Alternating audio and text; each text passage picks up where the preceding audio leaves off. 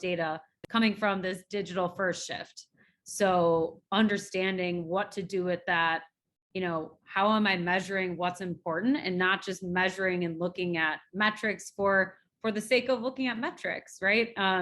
There's a ton of interesting pieces of data out there, but what is actually going to provide that insight that is going to drive strategy? Making sure that you are not, wasting time looking at, oh, look at this cool anomaly, right? You can spend a lot of time looking at data and understanding how to kind of decompose that with strong reporting, strong alignment with, your go-to-market strategy on what your primary goals and KPIs are, is going to be super important. I think the other piece is looking at, this need to personalize and develop content that's relevant at scale. So this isn't just, personalizing and recognizing, hey, John and Chris, in emails anymore. This is understanding who I am, what industry I might be working in, what's my role, and what's going to be interesting to me. And not just doing that for 100 people, but hundreds of thousands potentially.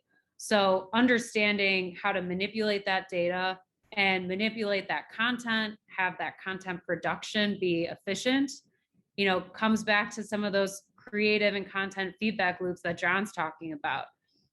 We can't afford to spend time, taking 18 or 20 steps to go through certain approvals if we have the technology there that can help our teams be more efficient.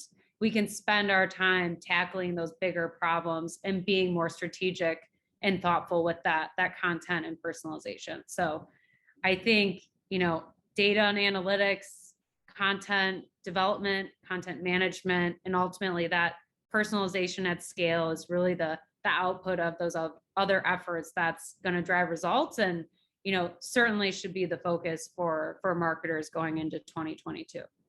And can I add just a point there, because I think you're spot on all of those. That I think the key is, like, if you're not doing this, you're going to lose, right? If you're not gathering the data, if you're going through 18 steps in an approval cycle, you're not going to win because you're too slow and your competition is going to outpace you. Yeah. And so you have to be able to understand, what it's going to take to be successful, and then to go execute on that with speed, because everybody else is, and you don't want to be left behind.